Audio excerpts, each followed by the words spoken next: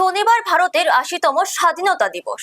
দেশ জুড়ে যখন স্বাধীনতা দিবস উদযাপনের প্রস্তুতি চলছে, তখন দক্ষিণ ত্রিপুরার সাবরুমের আনন্দপাড়ায় বইছে অন্যরকম আবেগের হাওয়া।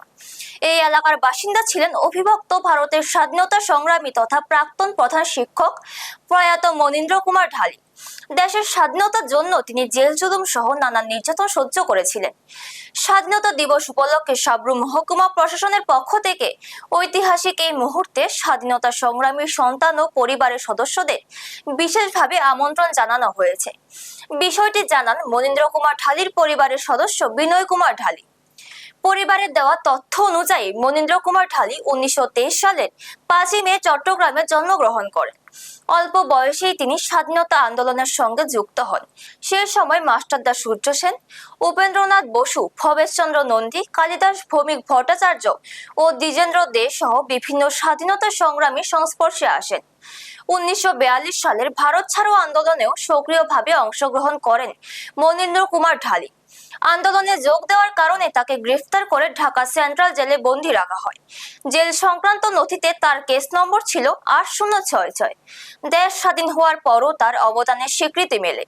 1971 সালে ভারত সরকার তাকে সম্মানজনক তাম্রপত্র প্রদান করে। দীর্ঘ জীবনের পর 2013 সালের 25শে এপ্রিল প্রয়াত হন এই স্বাধীনতা সংগ্রামী।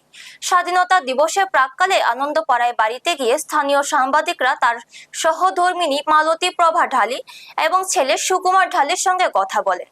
পরিবারের সদস্যরা স্বাধীনতা আন্দোলনে মনীন্দ্র কুমার ঢালির ভূমিকা ও সেই সময়ের নানা স্মৃতি তুলে ধরেন। আর স্বাধীনতা 80তম বর্ষে দাঁড়িয়ে তার পরিবারের সদস্যদের এই বিশেষ আমন্ত্রণ শুধু একটি আনুষ্ঠানিকতা নয়, বরং একজন স্বাধীনতা সংগ্রামীর আত্মত্যাগ ও অবদানের প্রতি সম্মানের প্রতীক বলেই মনে করছেন স্থানীয়রা। ব্যুরো রিপোর্ট, নিউজ তৎকাল 24। আপনার নাম কি? বিনয় ঢালি। আপনার পিতাজির নাম? পিতাজির নাম লেট মনীন্দ্র কুমার ঢালি। আপনার পিতার বিষয় কি আপনারা জানেন?